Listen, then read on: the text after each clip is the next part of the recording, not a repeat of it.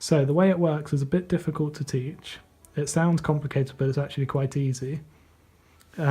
Before I deal them all back out, this is the hand that the fifth person was dealt. They were given the 7 of clubs, 9 of spades, 7 of spades, 5 of diamonds, and king of clubs. If you rewind, then that will be the hand that they were dealt, and we decided they were going to pick the king of clubs.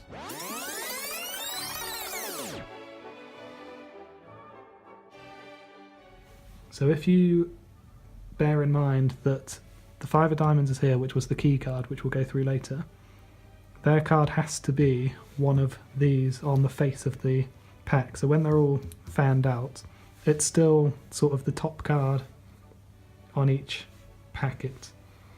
So whichever packet they point to, even if they pick the 5 of diamonds, it's going to be on the face of the packet. So one of the other key cards, so for the fourth person, it was the 4 of diamonds.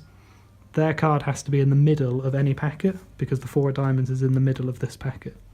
So I think they picked the king of spades, so they point to this packet. Whichever packet they point to, you tell them that it's this card that's in the middle. But you put some patter around it, you know, based on the colour and the value and stuff, and their body language and all that sort of stuff, however you're trying to sell the trick. So I'll explain to you how the key cards work. So there's a slight setup with the trick.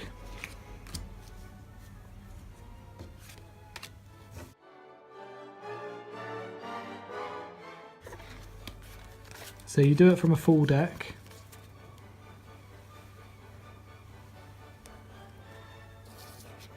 And on top of the deck, you have the ace to 5 of any suit if you're doing it at 5 people. You can do it for a maximum of 7 people because 7 lots of 7 cards is 49 and you've got 52 cards, so you'll just about be able to do it. But reading 7 people's minds in, you know, in a very similar way kind of gets a bit over the top. 5 people, 5 cards each. 5 cards are sort of commonly used for poker. It's, you know, and the trick's going to be a bit quicker and it just seems a bit tighter if you just do 5, but I've done it for 7 before in stuff like school shows where I've wanted to use lots of people because I get 7 groups of people. But 5 I think is the perfect number for it. So you put that on top. So you've got the ace on top down to the 5 of whatever suit you want. I tend to use diamonds, most people probably use spades, but whatever suit you're using. The rest of the cards don't matter. So you can shuffle them and leave at least 5 cards on top. You can do a false cut if you like. And obviously you can get into this from a previous trick. So if you're doing it from a truly shuffled deck, you could either force a card or use the key card principle. So I know the 6 of hearts is on the bottom. Someone would take a card. I'll do it from a properly shuffled deck.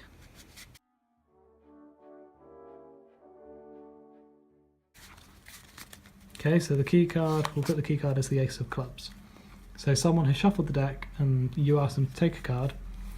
They take any card. Okay, but I don't know what it is. Swing cut. They put their card back in. Key card goes on top. You can either cut the deck a couple of times or not. Then you say that you're going to take a few attempts to work out their card. So now you just go through and you take out the ace to 5 of whatever suits you want to use and their card. So there's the key card, so the card in front of it is theirs. That one, that one. And because of the way we shuffled, they're also in order, but they wouldn't have to be. So you say that you've got 6 attempts to try and work out their card. And if these aren't in order, this is where you'd be sort of going, and looking at them and sort of playing around and then thinking, no, maybe this one. Sort of put it in the middle as you're going through, so then you can say, okay, I think it's this one. then reveal the card. Not an amazing trick, you know, pick a card and I'll find it. But it's what's important is the get ready. So you've now ended up with the ace to 5 on top. Okay, which makes the next, like this trick even stronger because in theory it's all come from a shuffled deck. So then if you need to, you can do any more false shuffles and stuff just to, you know, make it seem more convincing. So you deal out the 5 hands. And you'll be handing the cards to them. Or, I mean, you could deal them onto a table and then say, here you are, these are yours, these are yours, these are yours. But in theory, you'll have the 5 people or 5 groups of people and you're dealing the cards out to them for them to hold on to, and they can be mixing them around as you're giving them to them. You know, once you've given them 2 or 3 cards, you can tell them to shuffle them about. So they're sort of holding on to them. You say, don't look at them yet, but you can shuffle them about if you want to make them random. So then once everyone's got their 5, they have a look. And so the first person has the ace of diamonds.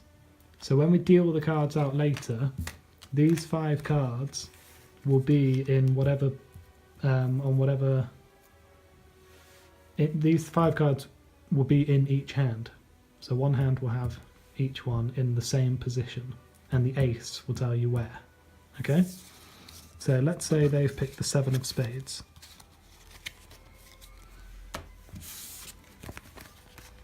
They can go for the 7 of clubs. They can go for the Queen of Hearts.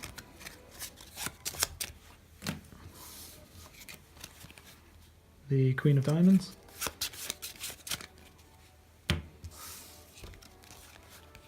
And the 7 of Hearts. So 7 of clubs was in that one. And 7 of spades. So 2 black 7s, 2 red queens, I think it was. And 7 of hearts. Okay. So you can collect up the cards in any order you like. That doesn't matter. And if you're still waiting on one person, you can shuffle off 5 and dump the rest on top, and you haven't really changed anything. But you want to be confident of how you're shuffling them so you don't actually mess them up. So let's say,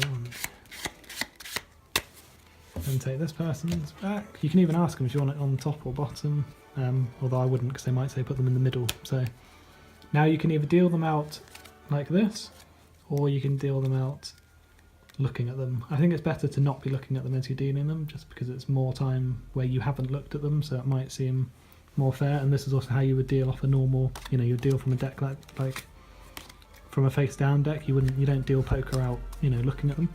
So it probably seems more natural to deal them out like this.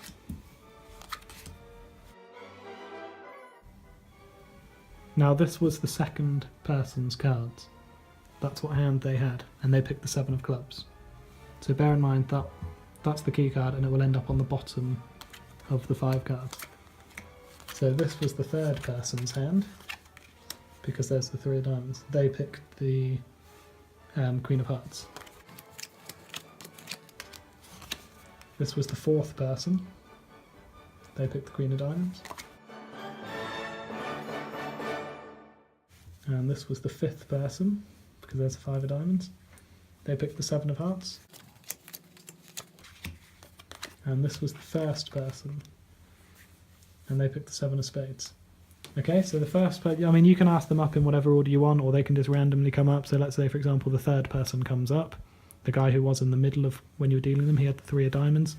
He'll point to his pile, this pile here. You say, I think your card was a red card. Good gag, because there's all red cards. And then you say, I think it's one of the queens, because we've got 2 queens, and I'm going to go for the Queen of Hearts.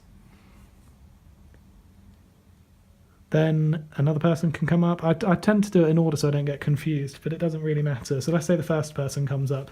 Their card will be on the face. So wherever they point, I mean, it was this card, but had they picked the 10 of clubs, you know, because it's wherever the key card is in the other pile. So it might be easier to arrange them slightly differently to explain it.